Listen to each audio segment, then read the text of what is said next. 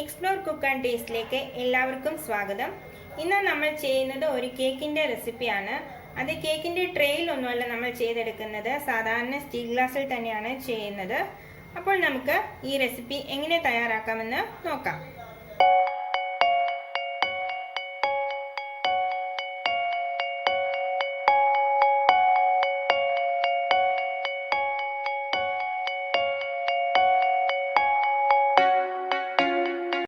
Cake തയ്യാറാക്കാൻ ആദ്യമായി വേണ്ടത് മൈദയാണ്. ഞാനിവിടെ 1 കപ്പ് മൈദ എടുത്തിട്ടുണ്ട്. അതൊന്ന് അരിച്ചെടുക്കുകയാണ്.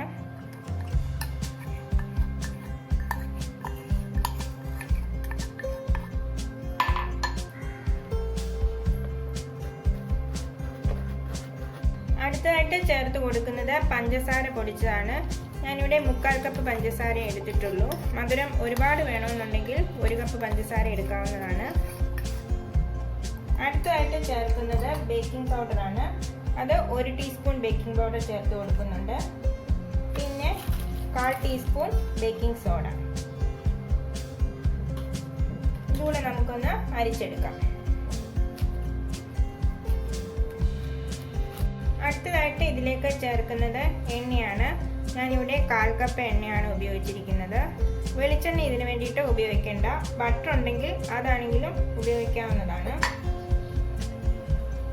ഇതൊന്ന് ഇളക്കിയതിന് ശേഷം ഇതിലേക്ക് കുറച്ചായിട്ട് പാൽ കൂടെ ചേർത്ത് കൊടുക്കാം. കുറച്ചായിട്ട് പാൽ ഒഴിച്ചു കൊടുക്കാം.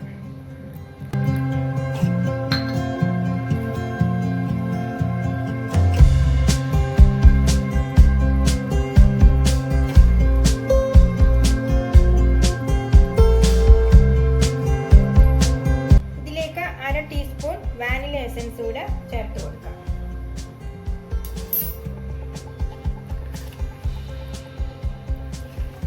ഒട്ടും കട്ട കെട്ടാതെ ഈ ഒരു പരുവത്തിൽ വേണം കേക്കിന്റെ മിക്സ് തയ്യാറാക്കി എടുക്കാൻ.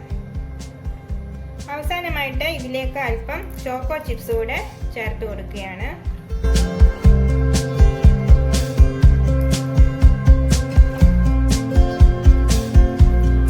കേക്ക് തയ്യാറാക്കാൻ ആവശ്യമായിട്ടുള്ള ഗ്ലാസ് ഞാനിവിടെ എടുത്തു വെച്ചിട്ടുണ്ട്. അതിനകത്തായിട്ട് അല്പം ബട്ടർ പുരട്ടി കൊടുത്തിട്ടുണ്ട്. ഇനി അതിലേക്ക് നമുക്ക് തയ്യാറാക്കി വെച്ചിരുന്ന മിക്സ് ഒഴിച്ചു കൊടുക്കാം.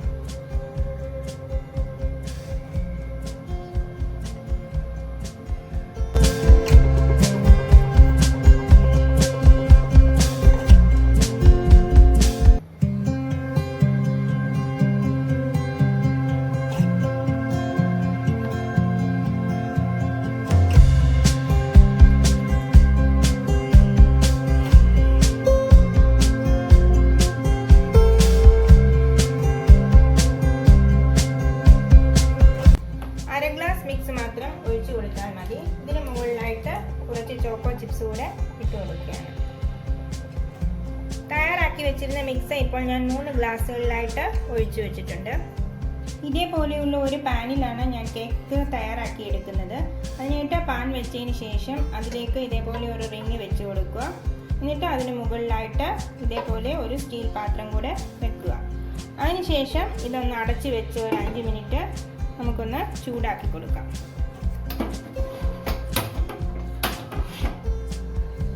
ഇപ്പോൾ പാൻ ചൂടായിട്ടുണ്ട്. നമുക്കിതിലേക്ക് ആ ഗ്ലാസ് വെച്ച് കൊടുക്കാം.